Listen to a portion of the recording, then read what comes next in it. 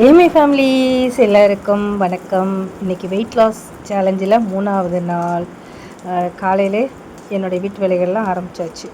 வெங்காயம் வதக்கிக்கிட்டு இருக்கேன். எதுக்குன்னா இது குழம்பு வைக்கிறதுக்காக வெங்காயம் வதக்கிட்டுருக்கேன். ஏற்கனவே ராஜ்மா பயிர் அவிச்சு வச்சிருந்தேன். அதை உள்ளே போட்டு மிக்ஸ் பண்ணிடலாம். இதுக்கு மசாலும் அரைச்சி ஊற்றிடலாம்.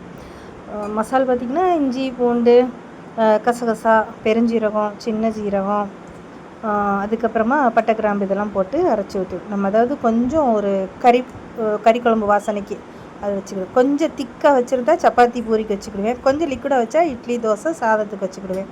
அந்த மாதிரி இதை ரெடி பண்ணிக்கிறது சூப்பராக இருக்கும். உப்பு மிளகாய் தூள்லாம் போட்டு மிக்ஸ் பண்ணிவிட்டு மூடி போட்டு இதை கொதிக்க வச்சுட்டு சோறு ஏற்கனவே குக்கரில் வச்சாச்சு.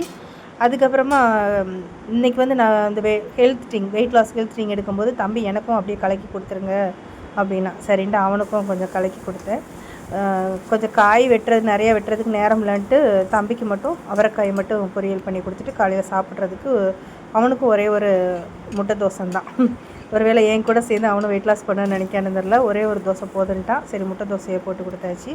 அதை காலையில் வச்ச ராஜ்மா இந்த குழம்பு இருக்குல்ல அதையே வச்சு தோசைக்கும் சாப்பிட்டுக்கிட்டான். சட்னிலாம் வேண்டாம் எனக்கு இதுவே போதும் அப்படின்னாச்சு. அதுக்கப்புறம் டிஃபனுக்கு சாப்பாடு எல்லாமே கட்டி கொடுத்துட்டு வழக்கமாக ஊட்டி தான் விடுவேன். இன்றைக்கி சார் இல்லை நான் சாப்பிட்றேன் நீங்கள் டிஃபனுக்கு எடுத்து வைங்க அப்படின்ட்டாங்க.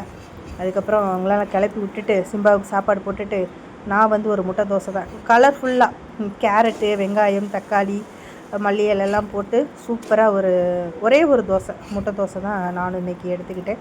இன்றைக்கி கவுனி அரிசி காஞ்சி எடுத்துக்கல, ஏன்னா நனைய போட மறந்துட்டேன்.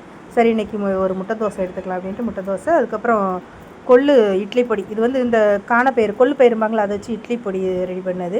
அப்புறம் ராஜ்மா பயிர் வேக வச்சது 3 பேரிச்சம்பழம். காலையில் பிரேக்ஃபாஸ்ட்டு முடிச்சாச்சு. மத்தியானத்துக்கு சாதம் இன்றைக்கி எடுத்துக்கல. இது பார்த்திங்கன்னா மக்காச்சோள ரவை, அதில் இது உப்புமா மாதிரி கிண்டியிருக்கேன். நான் தாளிக்கெல்லாம் ஒன்றும் செய்யலை, கொஞ்சமாக எண்ணெய் மட்டும் ஊற்றி கருவேப்பிலை மட்டும் போட்டு உப்புமா மாதிரி ரெடி பண்ணியாச்சு. அதோட நிறைய பீன்ஸு அப்புறம் அந்த ராஜ்மா கிரேவி மாதிரி இருந்துச்சுல அது கொஞ்சம் லேட்டாகும், கொஞ்சம் கட்டி ஆயிடுச்சு. அது கிரேவி அப்புறம் கொஞ்சம் தயிர் மேலே ஃப்ரெஷ்ஷாக வறுத்து அரைச்ச அந்த ஜீரகத்தூளும் மிளகாத்தூளும் போட்டிருக்கேன். இந்த மக்காச்சோளம் உப்புமாவுக்கு தயிர் வச்சு சாப்பிட்றது ரொம்பவே சூப்பராக இருக்கும். நைட்டுக்கு பார்த்திங்கன்னா தோசை அப்புறம் தக்காளி சட்னி தான். எப்போயுமே சட்னி அரைக்கும்போது பெரும்பாலும் எண்ணெய் ஊற்றி வதக்கி அரைக்கிறதா, ரெண்டாவதெல்லாம் பெரும்பாலும் தாளிக்கிறது கிடையாது. மத்தியானம் எனக்கு அளவு தெரியாமல் அந்த மக்காச்சோளத்தை அந்த ரவையை தட்டிட்டு அது நிறைய இருந்துச்சு. சரி நைட்டுக்கு அதை கொஞ்சம் வச்சு இதை கொஞ்சம் வச்சு சரி பண்ணிடலாம். ஏன்னா வெற்றிகரமாக 3வது நாள் முடிச்சாச்சு. வாக்கிங் வந்துட்டேன். இருட்டாக இருக்கோ, சாப்பிட்டது மெதுவாக ஒரு 15 நிமிஷம் வாக்கிங் போனால் நல்லது. நைட்டு தூங்குறதுக்கு ஹெல்ப் பண்ணும் அப்படின்னு சொல்லுவாங்க. மெதுவாக தான் நடக்கிறேன்.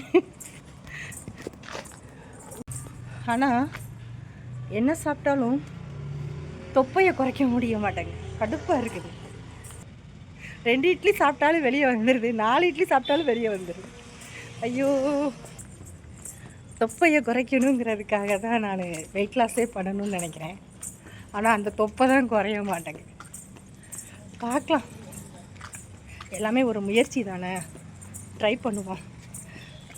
நாளைக்கு வீடியோவில் சந்திக்கலாம். பாய்.